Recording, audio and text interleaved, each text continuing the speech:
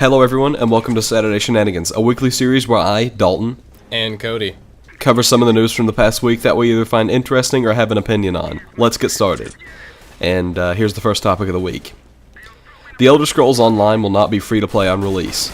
It was announced this week that the subscription fees will be $15 per month, with a free month of play after the initial purchase of the game. $15 per month. I'm not a big fan of that because but what I am a big fan of is the Elder Scrolls series, and I was super excited when they announced online, and I was so pumped for it. I was so pumped for it, and I still kind of am.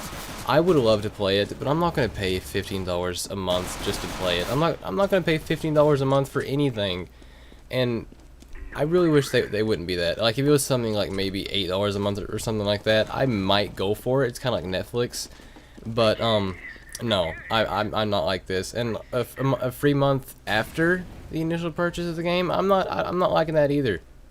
What about you, Dalton? Well, I think that the $15 a month is reasonable. However, I would say that if you're going to make them buy the game in the first place, they shouldn't have to pay the $15. So what I'm saying is that they should adopt a model where you either pay for the game initially, or you pay for the $15 a month, or just the developers pick one of the two. I think it's a bit ridiculous that once you pay for your game, it's essentially a box after a month. It's useless. And I think that's a really outdated pricing model.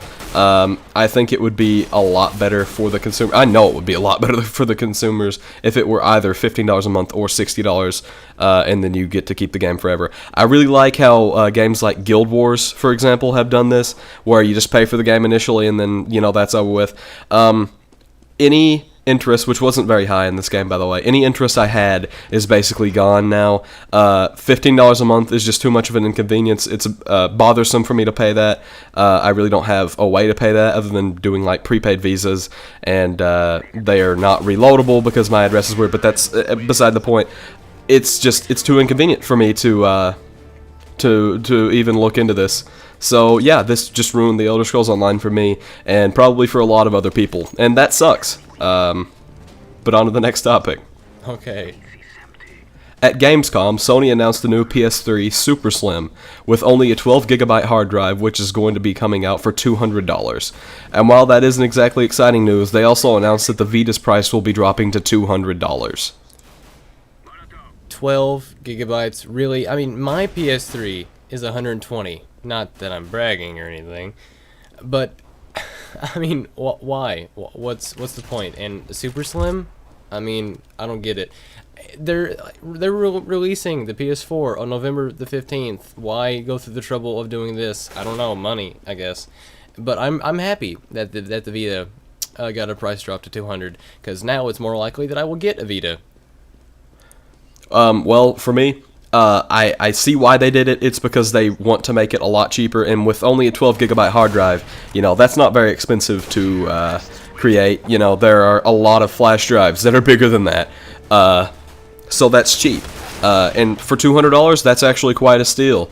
It sucks that you're not going to be able to keep much on your hard drive, and you're not really going to be able to even update many of your games or download anything, but 12 gigabytes, people can work with it, and they're willing to work with it for $200. That's pretty cheap. Also, the Vita dropping to $200, now that is a big deal. I may actually consider getting a Vita now.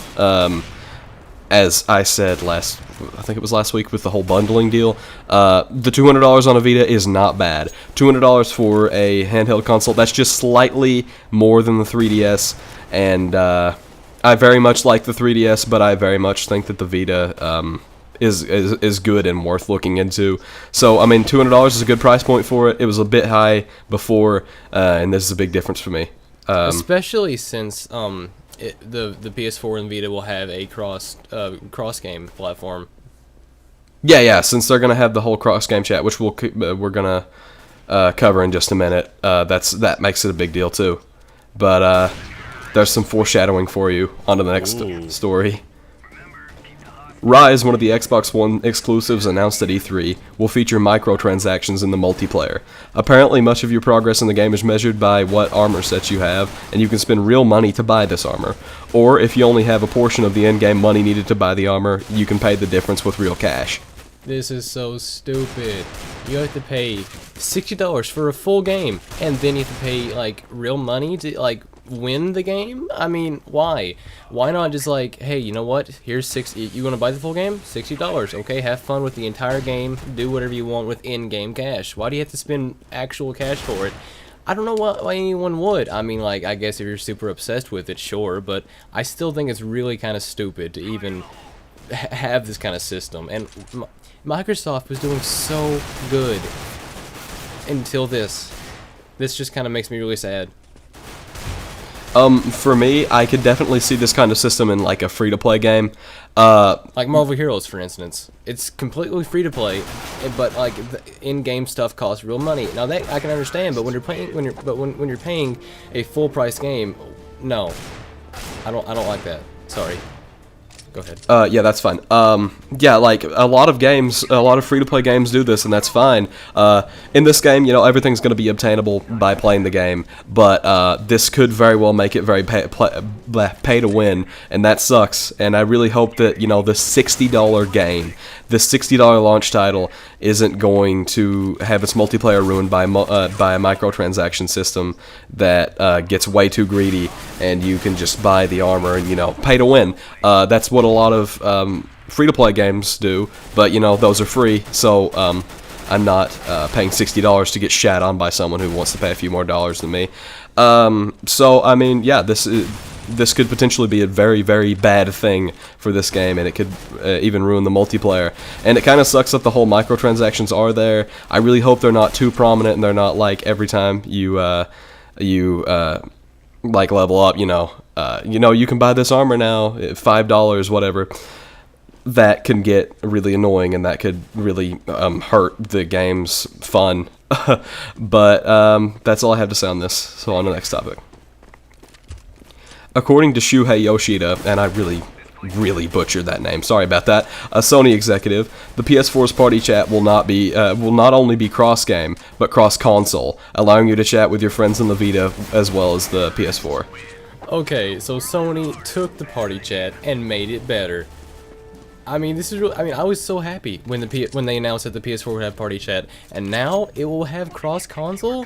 I mean, okay, I could be playing on my PS4, and a buddy of mine could be playing on the Vita, like, in another state or whatever, and you just call him up in party chat. You know, that's awesome. I really like that, and it's about time that something like this actually happens. It definitely makes the whole cross game a lot more enjoyable. And if I ever do like have a PS4, I will definitely be looking into that, and it's gonna be really cool. Like, say if I'm playing PS4 and a buddy of mine, that's I don't know where I'm going with this. I apologize. I'm rambling right now. It's like 1 o'clock in the morning. I'm so sorry. But anyway, I'm really glad that Sony's doing this, and I'm really happy with Party Chat, and I'm really happy that they're doing this cross-console kind of thing, and I'm just really happy with Sony. I think this is definitely a good thing. I think it's an obvious thing to do, and definitely. I don't know why Microsoft hasn't done something like this before. Yeah, I think this is very obvious for Sony to do, and I'm glad that since they're getting this party chat, they're using it to its full extent what it could be. That's a good thing, and it's going to be cool to be able to talk to people on the Vita if I'm playing the PS4 or vice versa, and I mean, it's nice. It's just a nice feature. It's also more of a reason to buy the Vita. Exactly. As we said earlier this video, it's more of a reason to buy the Vita. If you don't want to invest in a PS4 and you want to talk to your friends on there, whatever, but you know, you can buy a Vita, play some games. Yeah, good on you, Sony. Maybe this will bump some Vita sales too, but that's all I have to say on this. On to the next topic. A Gran Turismo movie is in the works, and while that may seem like a strange game to make into a movie, this actually has a story. A true story. It will be based on the story of Lucas Ordonez, also butchering that name, a Spanish race car driver who no-life Gran Turismo so hard that he gained skills in professional racing. Wow. I wish I could no-life a racing game and become a professional racer. I would definitely no-life every racing game out there. This is really cool because, I mean, just imagine a guy sits down one day and picks up a racing game and plays it so much, he actually becomes a professional race car driver. This is really cool. I'm not that big of a fan of racing movies, but this I'll actually look into because Gran Turismo is actually a really cool game, and I really like it. I like racing games, I do, and like this movie sounds like it's gonna be really interesting, and I can't wait to that was a clap, I apologize. And I'm definitely going to be looking into this, and I hope they do more stuff like this. Like, I'm sure there's more, like, stories out there about this kind of thing, so I hope that this, like, will lead into other movies such as this. I really wish I could sit down and, like, play Civilization 5 and learn how to start my own empire. Oh, that would be great, but seriously, maybe this will actually be a video game movie that's halfway decent, since it's not so... I mean, the Gran Turismo universe doesn't really... They're not going to have to... base it so much off the video game, and they can just focus on this true story. That's cool. Maybe this will be one of the first few video game movies that are actually halfway decent, since it doesn't have to be so based on the video game, and there's not really like a big universe to live up to or anything like that. It's just going to be a movie about a race car driver, and it's going to have the Gran Turismo name, and it's going to be a big advertisement. But hopefully it'll be at least an entertaining advertisement, and that's all I have to say on this. Alright, on to the games that we've played this week. Dalton? I have been no-lifing quite a bit of Counter-Strike Global Offensive. That is the gameplay this week as well as last week. That whole new update where they did the drop system now, that's really fun, even though, you know, I've only gotten like 3 drops in like 8 hours of play, which is a bit ridiculous, because it's very random in comparison to the TF2 drop system. But, it's still very fun, and like at the end of every match when it's getting ready to announce the drops, I'm like, please, please, please be me, and it never is. It's only been me, you know, 3 times out of a lot. But yeah, it's just a fun game to play, and it's very challenging, and I enjoy playing it very much. What about you, Cody? The game that I've been playing this week, a game that everyone has played. School. Really, I haven't even picked up a game in the last 3 weeks, and it makes me sad because I want to play games so bad, and like yesterday I actually had so much time to play a video game, and I spent like 20 minutes trying to figure out what kind of video game to play, and I didn't even play one. That's how sad it is. I've been tired from school, really, and I don't know, I'm just, these last 3 weeks have been pretty rough, I guess you could say. A lot of tests, and not a lot of time for video games, at least not for me anyway. I'm hoping to, I know I said this last week, but I'm hoping to get into some games this weekend. I haven't been, like, you know, into a game in a while, like, you know, so into a game where you, like, every time you wake up in the morning, you're like, hey, I want to play blah blah blah here in a minute, or like, you come home from school or work, hey, I want to play blah blah blah right now, and you just sit there and play for hours upon hours upon hours. I haven't been into a game like that in a long time, and I want to, like, so bad. Hopefully soon. Hopefully, I could get into a game like that again. I'm thinking that it will be like that once Grand Theft Auto 5 comes out, because I'm really looking forward to that. I also want to get The Last of Us so bad. Oh god, dude. Oh. He's upset. Dalton's obsessed with that, and I want to play it so bad. So yeah, I haven't played a game in like the last 3 weeks, and it makes me very, very sad. But hopefully I'll be able to do that this weekend. If you do decide to start playing The Last of Us, my advice would be to play it on a weekend and beat it that weekend, because if you go to school, you're just not going to be able to focus. It's just too damn good. So I've heard. But I think that's all we have for this week. So if you enjoyed, please like it, leave a comment telling us what you think about the stories this week, and subscribe if you want to see more like this. And we'll see you guys next week. Goodbye.